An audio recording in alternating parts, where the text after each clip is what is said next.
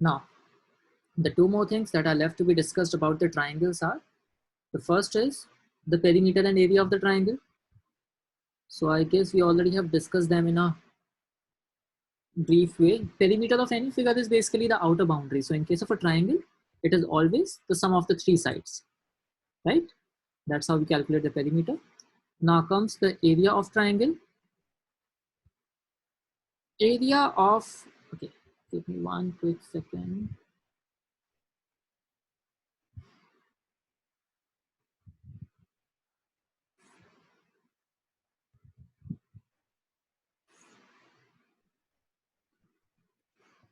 Now we have everybody here. So perimeter of the triangle is sum of the three sides. Area of the triangle is always given by half of base multiplied by height. And one fact that we must always remember is that base and height are always perpendicular to each other, because some of us tend to get confused at times. Now, the question is, why do we say that? That is because, let me see if there are better drawing tools. Yes, we do have better drawing tools. So if we have a triangle such as this, then it's completely up to us whether we assume this side as base. If we assume this as base, then this part becomes the height of the triangle. Similarly, if we assume the second side, this red one, as base, then we must understand that the height will be the perpendicular distance of this base from the third vertex. And similarly, if we assume the third side as base, then the height needs to be taken accordingly. So this distance becomes the height. So the bottom line is that the base and height are always perpendicular. Now, another case that some of us tend to get confused with is when we have actually an obtuse angle triangle. In case of an obtuse angle triangle, if we take this as base, then the height will not be either of the two sides. Then we have to once again draw the height perpendicular to the base, and in this case, the height will be calculated even outside the triangle. So just make sure that we understand this fact and we don't find it awkward to calculate the height of the triangle outside the triangle, right? Height of the triangle can be calculated outside the triangle as well if the perpendicular on the base is being drawn outside the triangle. Now, having discussed this, I just want to make sure that some of us do not use a formula which is also used for calculation of area, that is S minus A, S minus B, S minus C. Here S is semi-perimeter, A plus B plus C divided by 2, and this formula is called Heron's formula. A, B, C are the sides. Now here the suggestion is that strictly do away with the use of this formula. We never have to use this formula in the GMAT. However, knowing this formula is fine, just keeping in mind that if we have three sides of different length, then the information is sufficient to find the area of the triangle, right? However, the application of this formula can never be seen in any question of GMAT. So it's important that we do away with the use of this formula, because it consumes a lot of time if you apply this formula to find the area of the triangle, right? So this is all about the area of the triangle. Now I'm clearing the board. Can I do that? I hope everyone has taken this, right? Yes. Okay. So clearing the board here. Now the last thing is to understand similar triangles. Now, here we are talking about the similar triangles, but similarity is a concept that can be applied to any types of figures. It's not limited to only the triangles. It can be applied to quadrilaterals, to pentagon, to hexagon, to any polygon, to circles, even to 3D geometry. In fact, if we say any monument, let's say Taj Mahal and its prototype, we can call them similar figures if all the dimensions are taken in exactly the same proportion.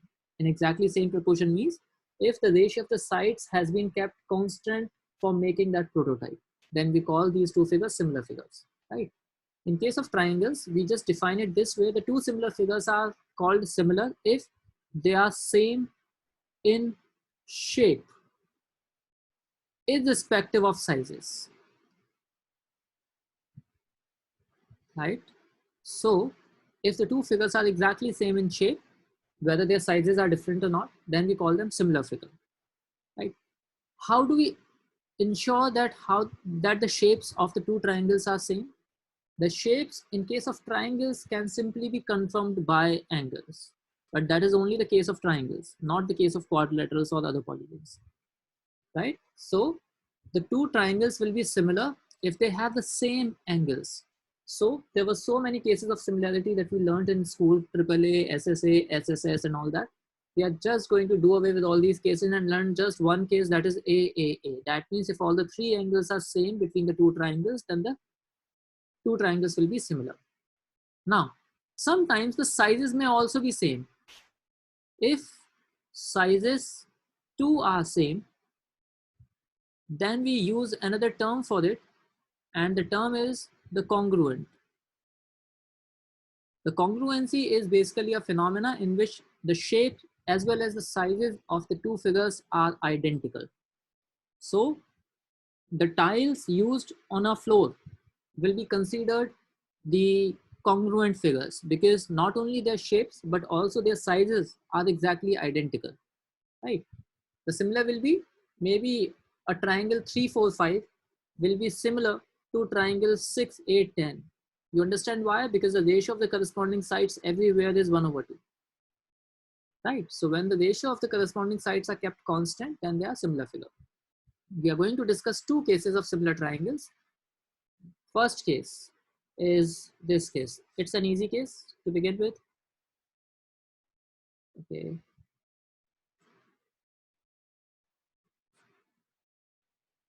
So I have drawn a triangle here, and I am going to draw another triangle here by drawing a line which is parallel to the given line. So let me quickly do the markings here. Let us say that we have a triangle ABC and now we have drawn a line DE in the triangle ABC, and line DE is parallel to line AB.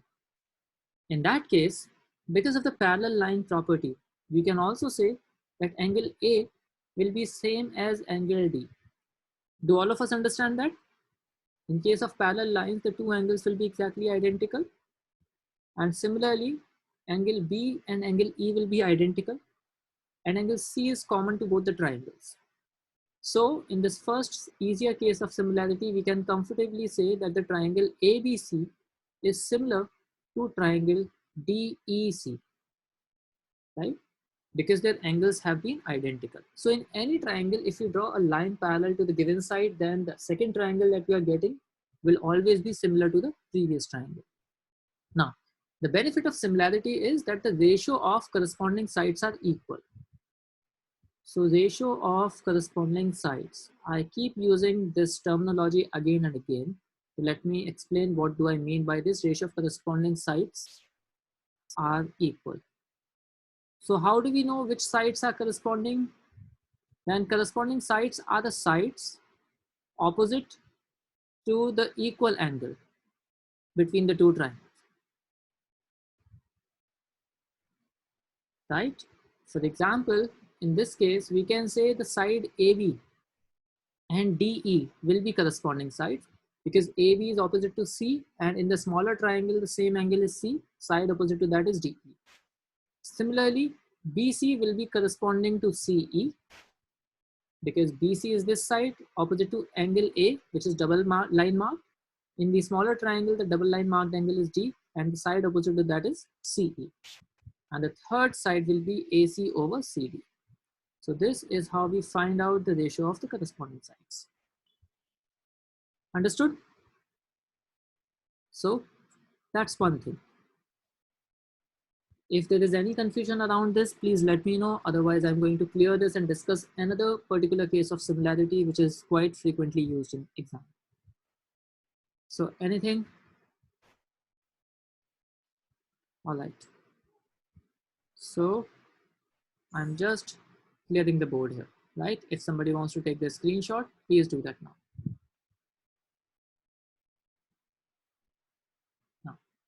Another particular case of similarity.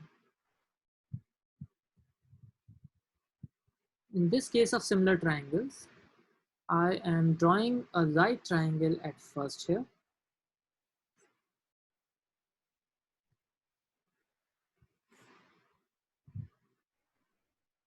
And I am dropping a perpendicular from the right angle vertex on the hypotenuse. So here I have drawn a right angle triangle ABC where right angle is drawn at point B. And then I have dropped a perpendicular from point B on AC and I'm calling that line BD. So this angle at point D is also 90 degrees. Now in this case, we can see three triangles here. One is triangle ABC, second is triangle ADB, and third is triangle BDC. And now we are going to prove that all these three triangles are similar. In this session, we will prove that the three triangles are similar, but for the later reference, you should just know this fact that such three triangles will always be similar if we have obtained them exactly with the same geometry, right? Let's prove the similarity. We already have discussed that the two triangles are considered similar if their angles are identical. So that's where we are going to start with. Let's look at this triangle ABC and let's mark this angle as angle X. Now in this triangle ABC, we see two angles, one is X and one is 90, which is at point B. So can we say the third angle will automatically be 90 minus X? The third angle can be calculated by subtracting the other two angles from 180 degrees. And this calculation gives us the third angle equals to 90 minus X. Understood? So this angle will be 90 minus X. Now, let's look at this triangle ADB.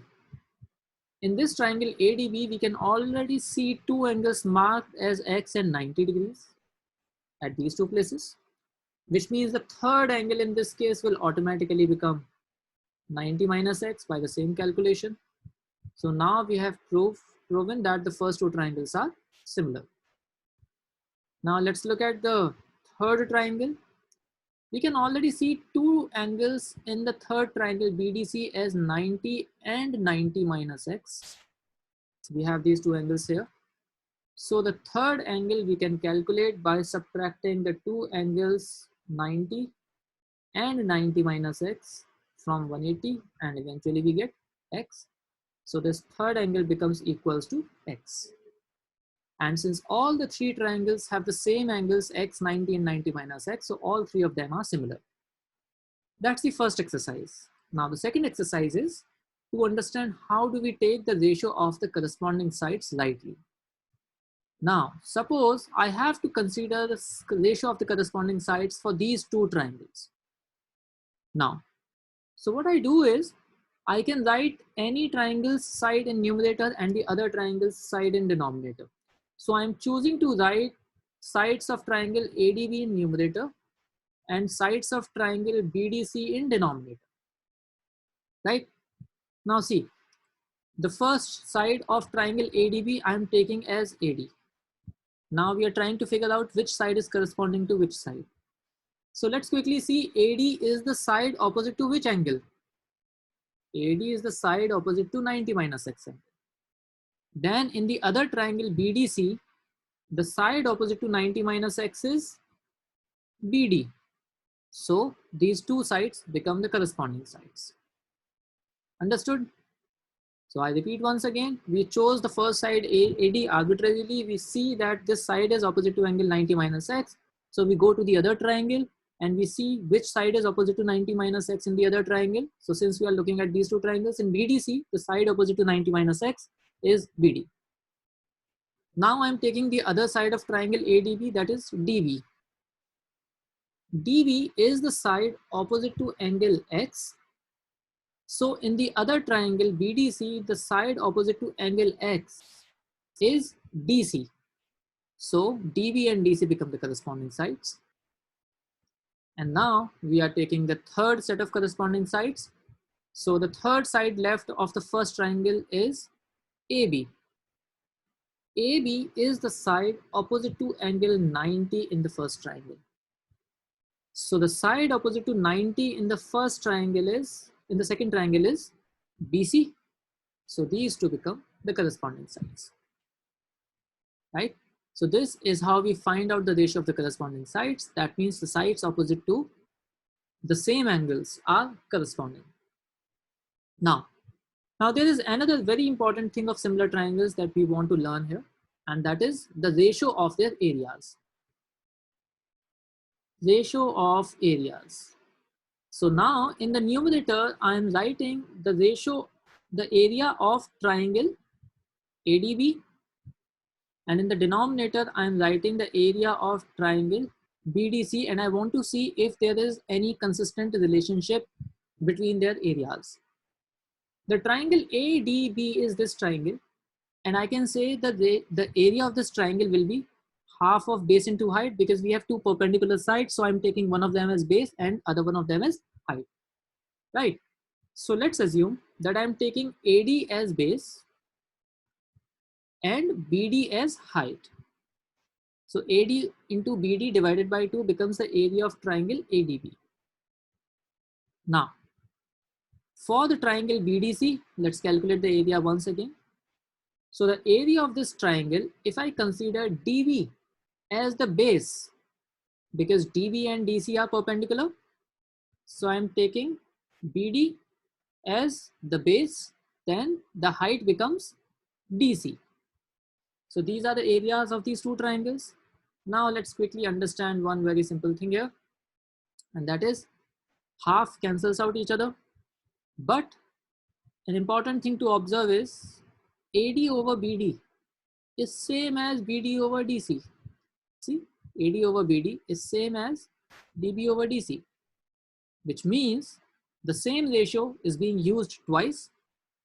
So if I call this ratio as S1 over S2, which means S1 over S2 is the ratio of the corresponding sides of the two similar triangles, then we can say that the ratio of two similar triangles is actually coming out to be the square of the ratio of their corresponding sides. And this is an important input for the few questions to answer. Right? The ratio of areas of two similar geometries will be equal to the ratio of sides and the square of it. Understood? So we can once again check this in case of another triangle. For example, let's draw a triangle that has sides 3, 4, 5, another triangle that has sides 6, 8, 10. Now, the two triangles are similar because the ratio of the sides are same. And what is the ratio of their sides? 3 over 6, that is 1 over 2. The area of the first triangle will be half of 3 into 4. The area of the second triangle will be half of 6 into 8. And half cancels out each other. The ratio of areas comes 1 by 4, which is 1 by 2 square. So you can always see this, that the ratio of areas of two similar geometries will always be equal to the square of ratio of their corresponding sides. So we can apply this property in case of squares, in case of rectangles, anywhere where we have two similar figures. The ratio of areas is always a square of ratio of corresponding sides. Is that understood? If all these things are understood, then I would like to give you a few questions for you to answer, and then we'll discuss how to answer those questions. Right?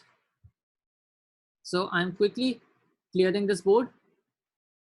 Can I do that, everybody? All right. So clearing this board and bringing up a few questions for you to answer quickly. Now, here you can see we have 5 questions on the screen, and it is 152, 153. I'm giving you 7 minutes to answer these 5 questions quickly. The first 2 questions are problem solving questions, and question 3, 4, 5 are data sufficiency questions. Quickly solve them. We will wait till 2 o'clock and then we will start discussing.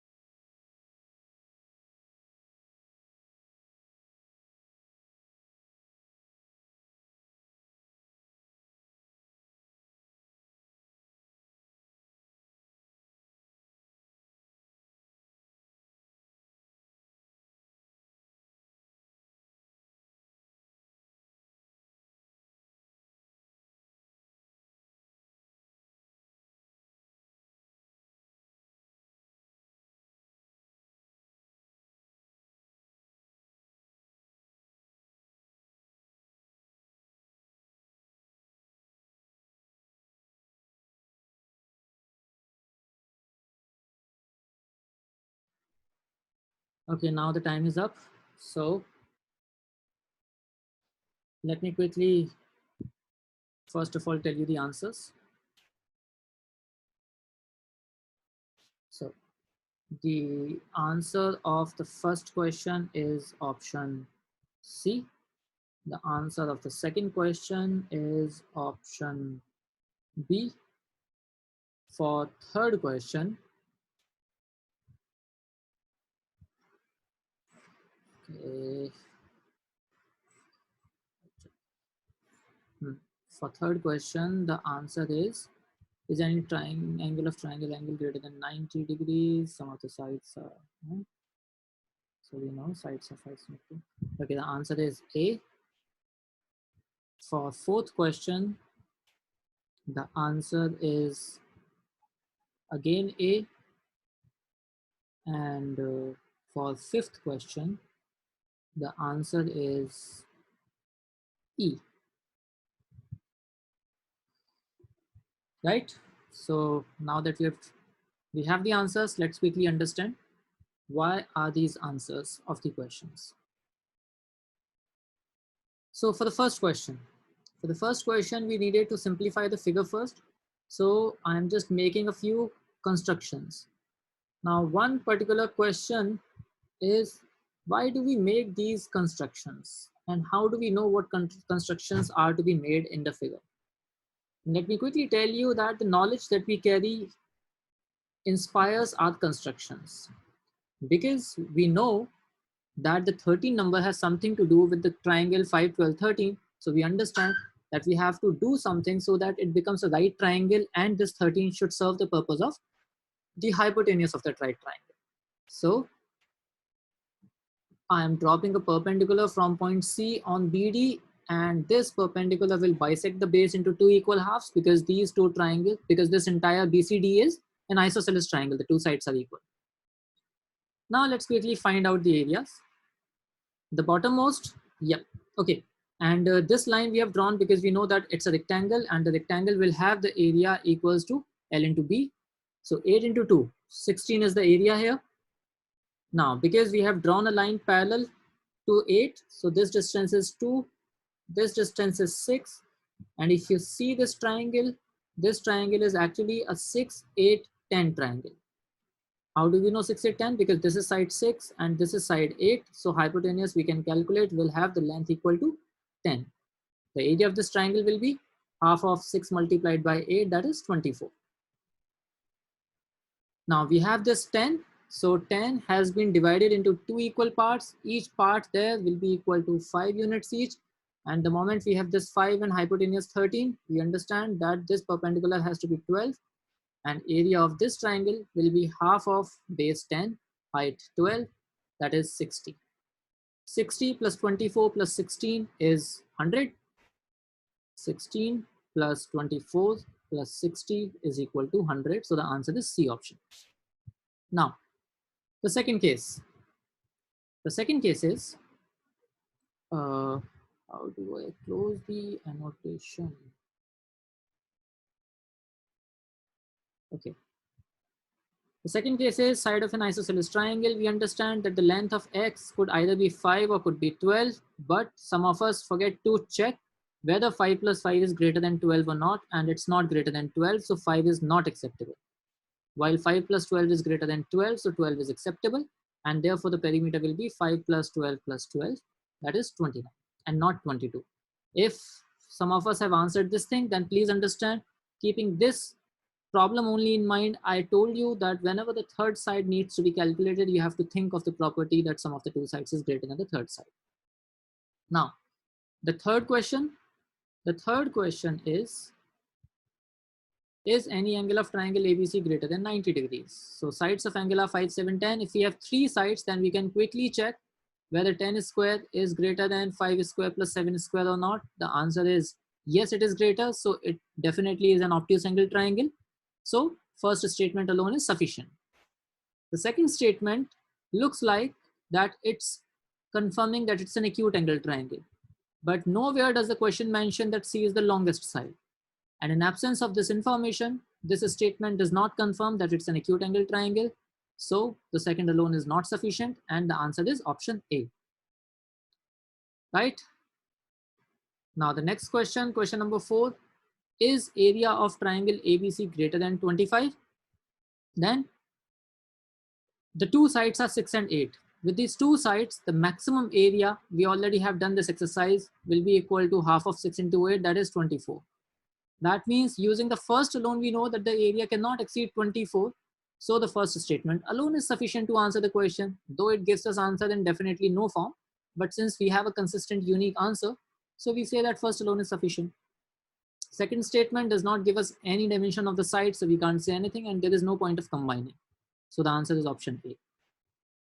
Question number 5, the answer is E option, because even if we know that it's a right triangle with sides 6 and 8, then there are two possible cases that we can form. One is 6, 8, 10, and the second case is 6, 8, root 28. And so the area of the two triangles will be inconsistent because we will have two possible areas. Therefore, even after combining the two, the statements are not sufficient. And so the answer becomes option E. Is that clear to everyone? Any confusion around anything? All right. So if this part is done, then if you want to take a screenshot, please do so, because now we are going to start discussing something else. I think I'll discuss the quadrilaterals and then I'll leave you with the questions.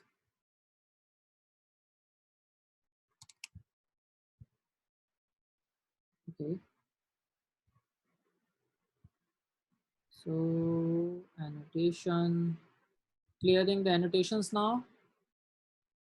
Clear all drawing and annotations are done.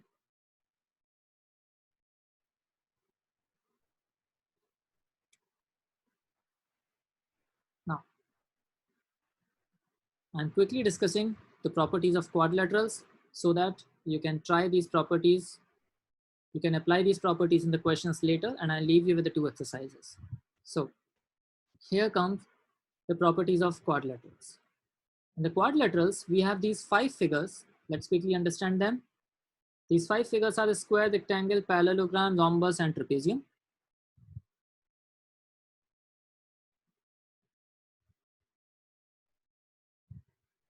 No, Vikram, answering to your question in the chat, that no, if it's a right angle triangle, then it does not, the middle one only is a right angle. Right? Okay. So coming to this quadrilateral square, I am quickly mentioning the properties of these quadrilaterals because I think in 4 minutes the class is getting over. The square, area side is square, perimeter is 4 times of side, that's absolutely okay. But remember the properties of diagonals. In case of a square, the diagonals are equal. They bisect each other at 90 degrees. So these are the first important properties. Diagonals properties are important, so remember them. Now comes the rectangle. Rectangle is the figure in which the opposite sides are equal. The angles are all equal to 90 degrees. So the area is L into B, perimeter is 2 times of L plus B. Last is the diagonals are equal. They bisect each other, but not essentially at 90 degrees. Parallelogram. Parallelogram is the figure in which the opposite sides are parallel and equal. And the diagonally opposite angles are equal. Area is base into height. And the properties of diagonals, they are not essentially equal. They bisect each other, but not essentially at 90 degrees. Right? Now, the next thing is rhombus. Rhombus is a parallelogram with all sides equal. So it is again a parallelogram. The only difference is in parallelogram, the adjacent sides are not essentially equal, whereas in this case, all the sides are essentially equal. And the square and rhombus, they share 2 similarities. One is both of them have all the sides equal. And the second very important similarity is that both have diagonals perpendicular bisectors of each other. Right? However, the diagonals in a square are equal, whereas the diagonals in rhombus are not essentially equal. Right? They're not essentially equal, but they may be equal. And if they're equal, then the rhombus becomes a square. So understand one more thing, that a square is in a way a subset of rhombus only. right?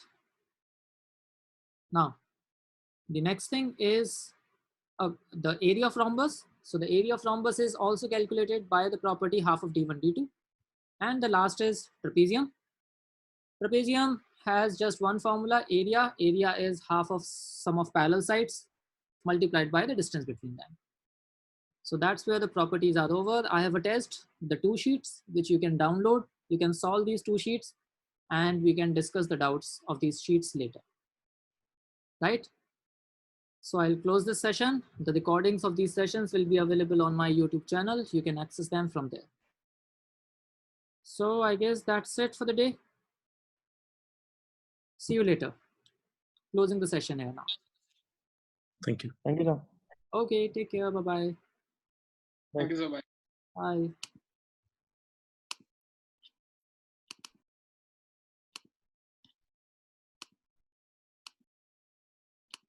So you have shared 3 files, right? One is data sufficiency. Acha, okay.